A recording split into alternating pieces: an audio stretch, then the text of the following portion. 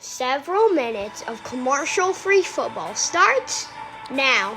Here are the Purple Mortgage Guys. Hey, welcome everybody to another episode of Purple Mortgage Guys. We'll call it playoff or postseason edition. Looking forward to the Super Bowl here next week, but we got some Vikings football to talk about on today's show. And we've got Goose here, Tanner, myself. We do home loans.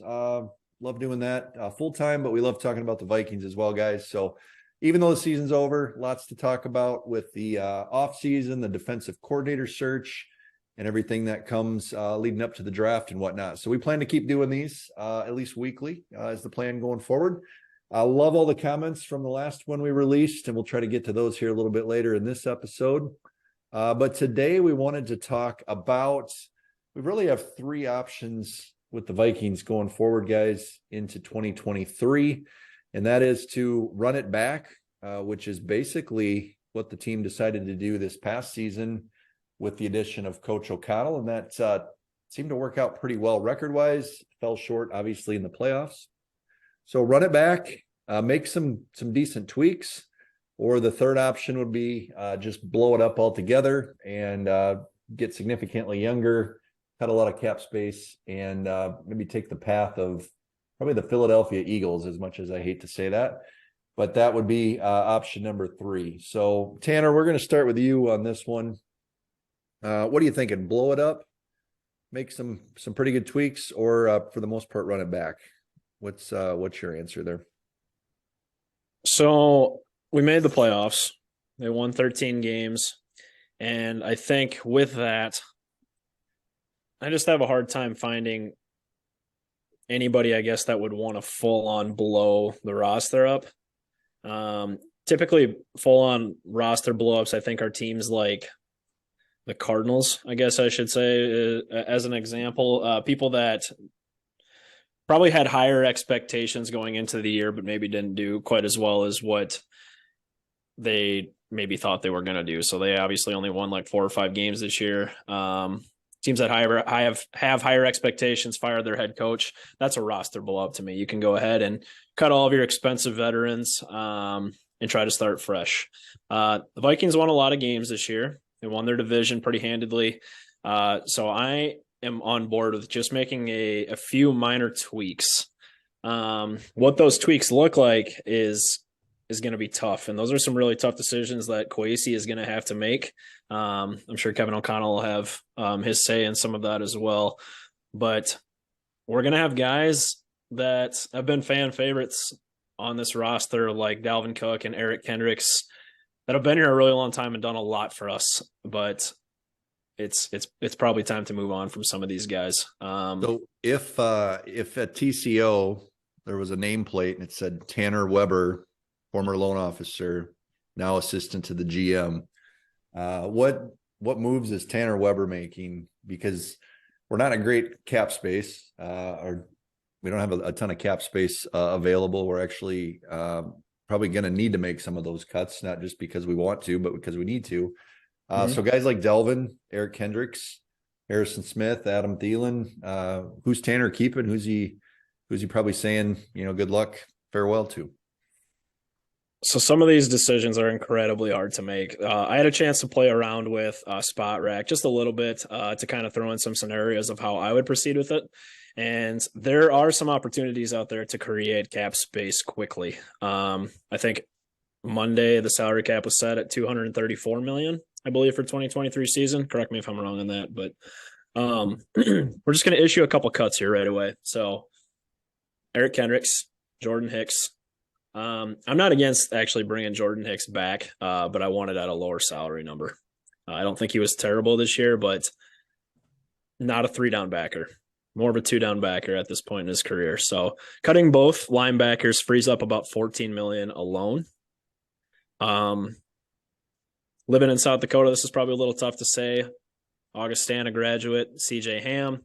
There's no use for a fullback in this offense. Obviously, I think he's a well-respected member of the Vikings roster.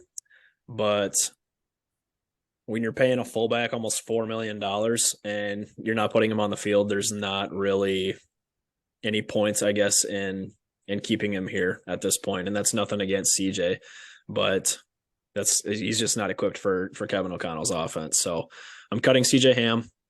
And then just a couple small cuts to free up even more money if we could. Chris Reed, if he is cut, didn't see the field at all this year other than filling in for Austin Schlottman. $2.5 million for him if he's cut. Almost no dead money. Ross Blacklock has been a rotational D lineman throughout the year. That's $1.7 million. And Johnny Munt, which for some reason a lot of people really seem to like him for some reason. But that's, I think, a pretty easily replaceable spot as a tight end 2 or 3 in the draft. So those are the easy ones, the obvious ones for me. The tough ones, guys like Adam Thielen, who has been my favorite player for quite a few years now.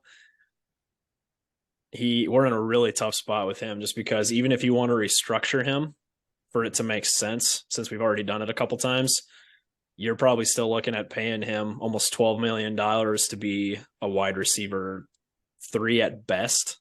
Most likely a wide receiver 4 at this point. So that doesn't make sense either. I have a hard time believing anybody's going to trade for him at this point in his career. There's not much value there. So that feels like a cut that's probably coming that the team is going to have to eat a lot of dead money on. That's a big one. I think Dalvin Cook can still be a trade candidate at this point. I don't see that happening. I think Dalvin Cook is going to be back next year, but I do think that they could entertain that this offseason. Running backs aren't as valuable, I think, as people think. The Panthers got quite a bit for Christian McCaffrey. Dalvin Cook isn't in that realm. I would expect maybe like a 3rd round pick at best for him. I think he'll be back, like I said, but I think entertaining that isn't going to be – it is something that we could see this offseason, so don't be surprised if you see reports on that.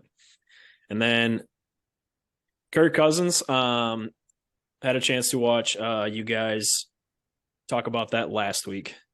I'm on board for keeping Kirk here 1 more year. I like Kirk Cousins. I think he's been a pretty good quarterback.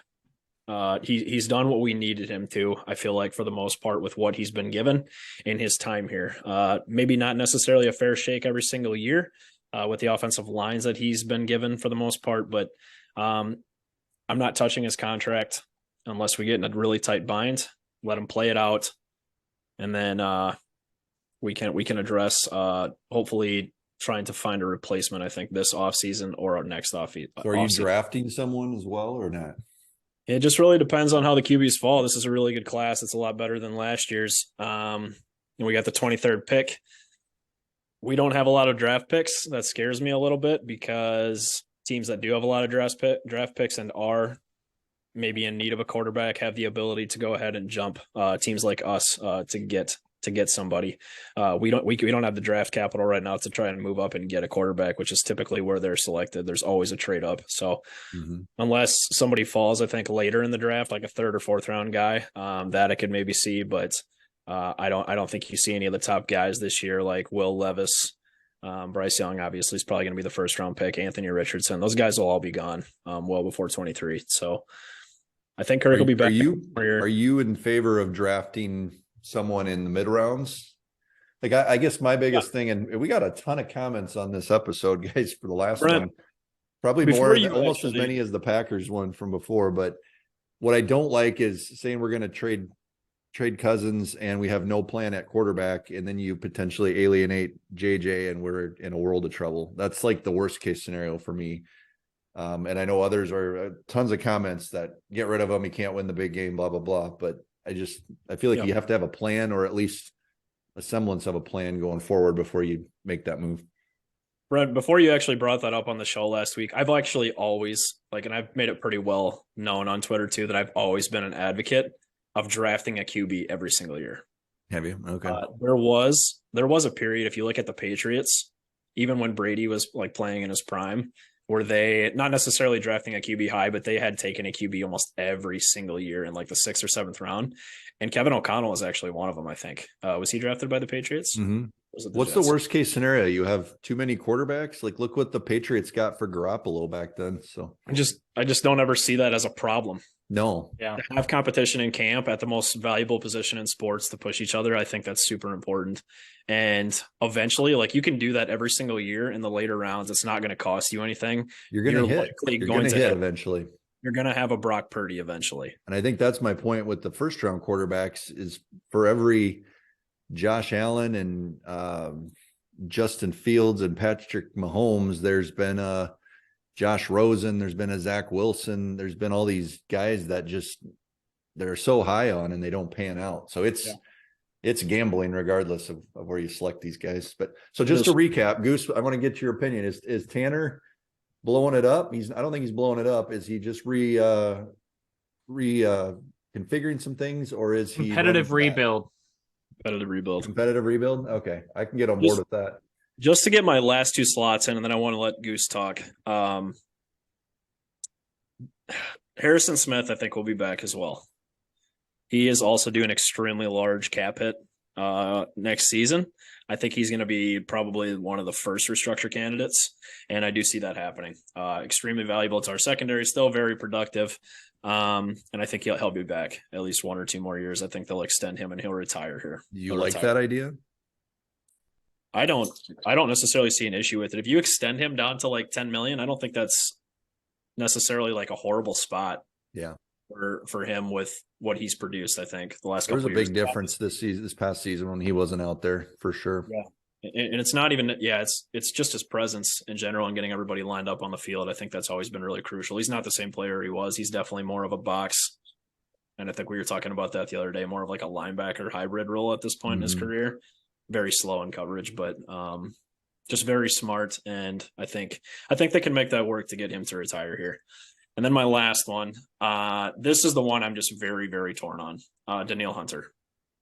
I don't know how to proceed with him because even though he graded out as one of the top edge players in the league this season, you know for a fact that he's going to go into camp probably wanting $24 or $25 million a year, and he's not worth that based off what we saw last year. And that could be schematic issues as well, switching from a 4-3 to a 3-4, asking to be in coverage and more and stuff like that. But I just think you have to retain at least one of Hunter and Za'Darius. And Za'Darius is like injury proneness the past couple of years, even when he's with the Packers, just scares the heck out of me. So I don't know if you can gamble on that and risk that.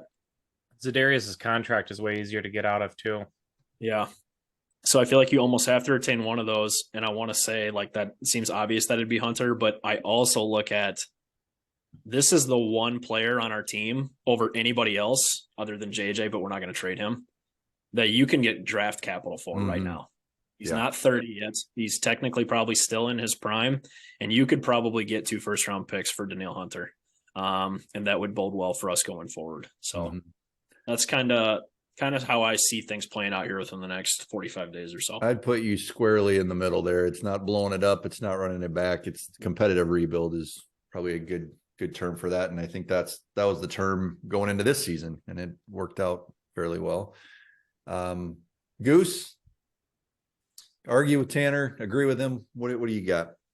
Yeah, I think we're pretty close in agreement. He stole some of my thunder. I'm going to kind of start where he left, because that was probably Danielle is the biggest question mark / tough decision on this roster, in my opinion, because I could be wrong, but from what I was looking at, his contract is kind of tough. I think I saw that any pre-June 1st trade, we take a lot of the cap for the next year, which almost makes it not feasible.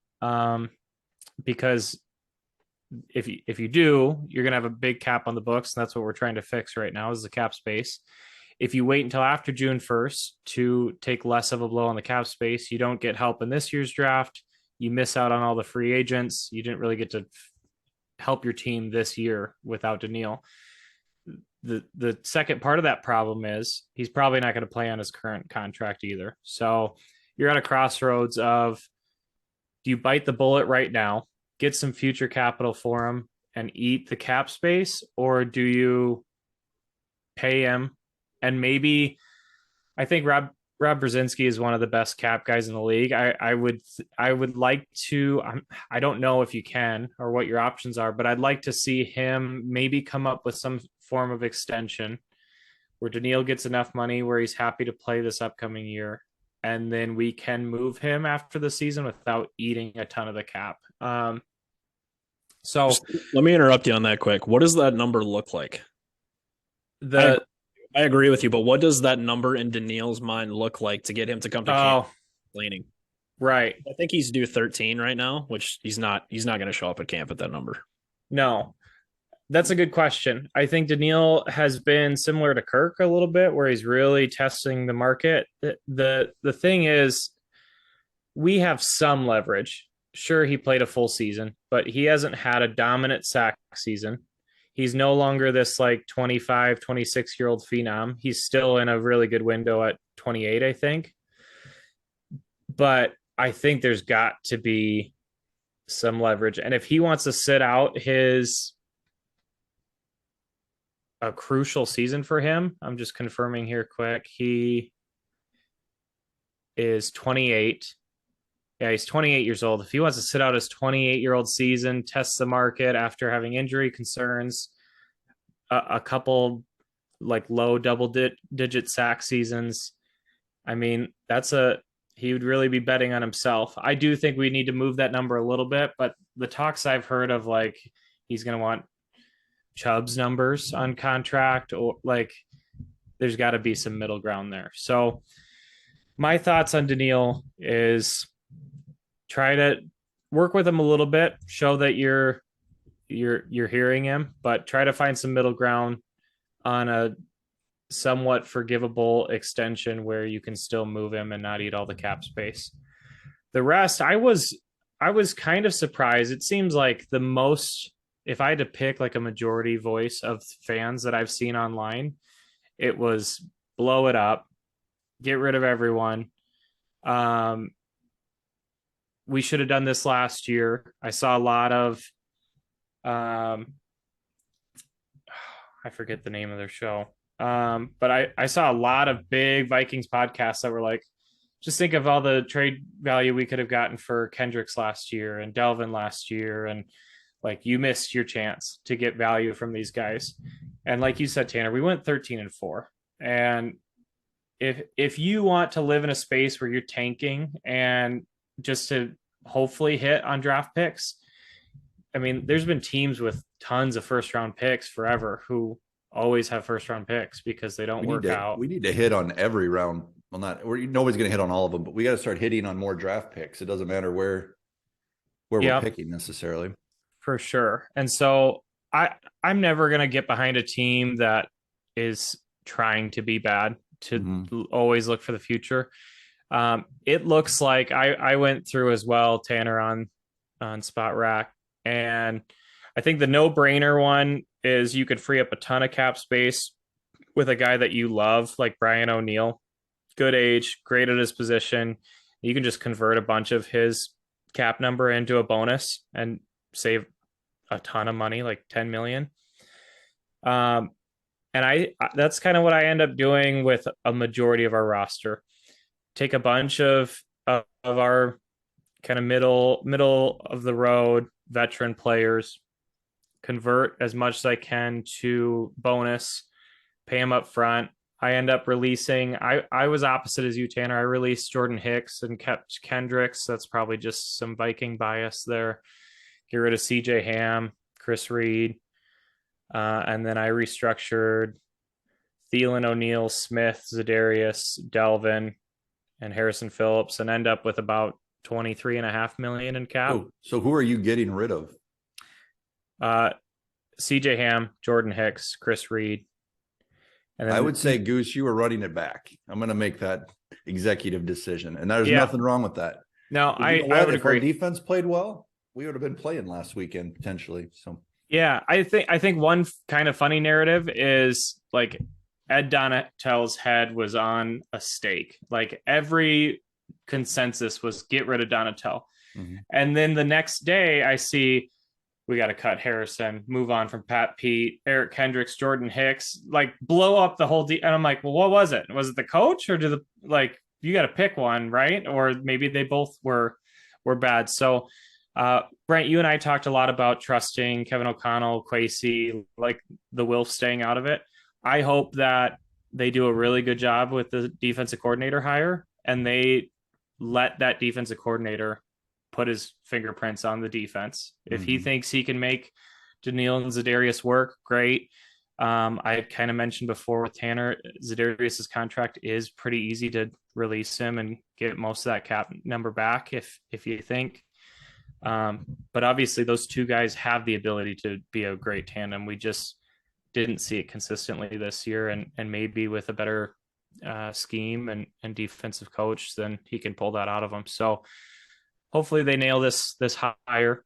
It seems like they're maybe waiting on some head coach response that they have, and I think that'll be a big direction on what that candidate thinks he can do with the current personnel. Then you got to look at injuries, young guys improving. We've got a pretty big mix of veterans and young guys on the team. If they can figure out Andrew Booth, get him in it. I mean, he was such a competitor in college that if they can get him in a scheme that works for him. Cam Dantzler showed promise. Caleb Evans had moments. I know his PFF grade didn't reflect that, but watching the games, he had some moments. So I love Lewis Cine in college. Obviously, there's some concern that he wasn't really cracking any type of playing time before the injury and then a pretty significant injury. But some players just need a couple of years to figure out the NFL and the speed. And so I think sometimes you kind of forget about some of these guys that got drafted and didn't contribute, but there's quite a few guys that could come along and really add that speed that we've kind of talked about in youth to the defense. I think I'm probably more with some tweaks, and I'm not running it back. I don't want to blow it up, but I want to get younger on defense. So I think Eric Kendricks, I would let go. Jordan Hicks, I'd be okay entertaining trading Daniil. Not that sounds ideal by any means, but depending on what we can get there, I'd be okay with that. I'd like to keep Peterson and Harrison Smith in the secondary if we could, just because I think that's valuable. I think Delvin's either done after this next year with us or potentially traded now, and I'd be okay with that. And I don't think we're going to see big money spent on running back going forward on the Vikings as long as O'Connell's in charge. So we probably got to get used to that. So don't buy a jersey of a running back if you're listening out there going forward, because they're probably not going to be around very long. And that's probably pretty fiscally responsible and spending it elsewhere. So I'd like to see the offensive line upgraded, and I'd like to see us, just get younger on defense as a whole. So that's a very dumbed down Brent version of what he'd like to see without knowing all the intricacies of the cap like Tanner and Goose do. But ideally, I think we were close. I think new DC will help, and I think just getting younger and faster will help as well. So can I just throw one more name out there that we didn't talk about at all? Yeah. I just want to get your guys' thoughts. I have my opinion on it already, and I'll throw that in. But how about Garrett Bradbury? I thought that might be where you're going. Played much better, much better this year.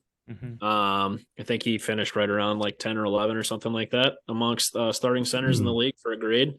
I still, okay, just my 2 cents is I'm okay with moving on, because I feel like if they are going to bring him back, it's probably going to cost a decent chunk of money, because he is technically in his prime now.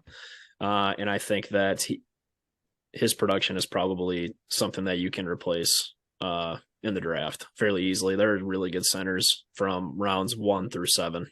It's not somebody you have to reach for. So I will say, like, the last, I don't know how many years, it was always offensive line. The offensive line's terrible. It was really nice not having to worry about the offensive line when they were all on the field together this year. And I think we realized it right away when we were in Green Bay and we had a shortage at center all of a sudden. It's like trying to find eggs. It was impossible. And then we've got Brian O'Neill out for the playoffs, like that became a real concern again too. So I would love to just solidify that offensive line and spend a lot of resources there.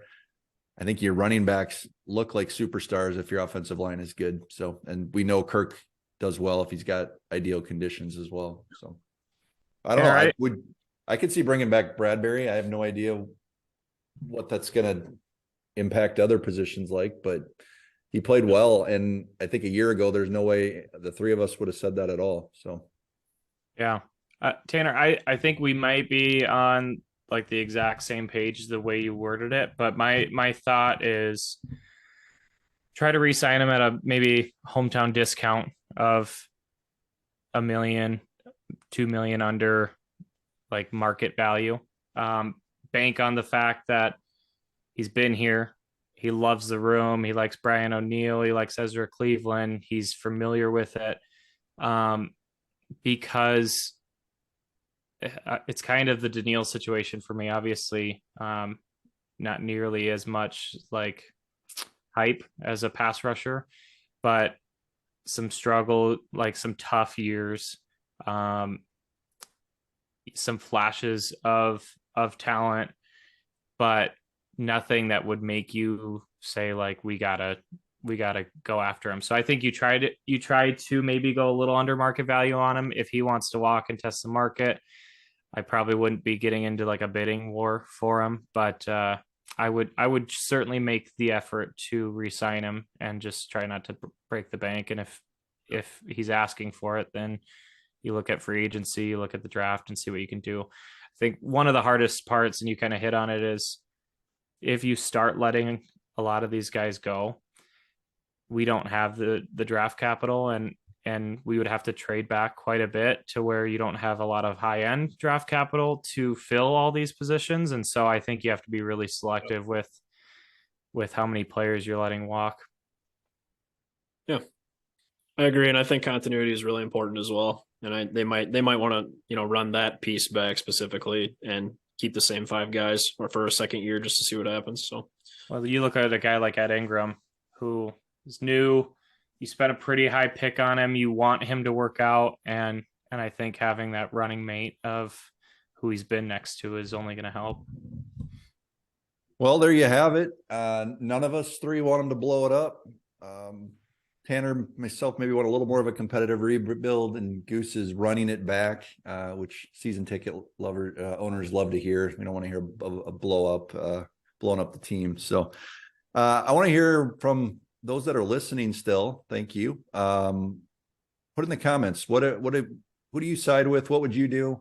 I know a lot of the comments, Goose, in our last video that we did, a couple thousand views, which is one of our more highly watched, but we got a lot of comments, and I just want to read a couple. We'll try to keep reading these comments in the upcoming episodes too, so make sure to put them in there. But Sean Romas says, very reasonable thinking by you both. I would extend him another year, 2 max, with the idea in mind that you draft your future QB in the next year or the year after at the latest, which is kind of what Tanner was saying as well. Then we had a few others. Paul says, not only don't extend him, but instead get waiver of the no trade and shop him around, get some value before parting ways. So he wants a trade. Guy by the name of Electric Control said, a couple more years of Kirk equals tear up season tickets. We need a mobile quarterback. So we'll read a couple more here. John Tram says his contract and the salary cap means you didn't think through how to trade or cut before you can compete. If Cousins cannot play like Hurts or Purdy, you eventually trade him. The Eagles are loaded, and they laugh when you say Kirk is your best option. How many games in the expletive playoffs can you win? That's how much he's worth. Okay. Like Hurts or Purdy, like those are the same player. Play like a quarterback with the number 1 defense. Well, I like it though. Purdy will be out. Our number 1 fan, Judy Geiza. 1 playoff win in 5 years. Do not extend Kirk. Let him play out the contract or trade him. Kirk is average and will never make the team into the Super Bowl contender. Get youth and get speed. The Vikings defensive situation is pitiful and will not be a playoff team for some time. Time to rebuild. No Trey Lance. If Shanahan doesn't want him, I don't want him. So A lot of opinions. I'd love to Oh. hear more of them. Keep them coming. We love them. We might even do a couple shows just on questions from the upset I audience. missed That'd be kind of fun. So I want to give the shout out too for the love from Australia. That was pretty cool to Yeah. see across seas. And then I also want to see comments on off-season football. There's a million things to talk about, whether it's draft or prospects or positions to upgrade. There's so many ways we could go. So if there's something that you want to see next, let us know in the comments, and we'll try to hit that topic sooner rather than later. Definitely. Well, make sure to subscribe if you've not already done it. Put it in the comments, like Goose had said. We're heading into the off season. We're also heading into home buying season. We actually do home loans during the weekdays. So if you guys are looking to buy a house, we say international, we got to be in the US. We can't help you in Australia, but Goose and Tanner would love to help you out with that. Reach out. We'd love to help you with that, and help you out there. So in the meantime, take it easy, everybody, and we'll be back again before you know it, and talk a little more off-season Vikings football.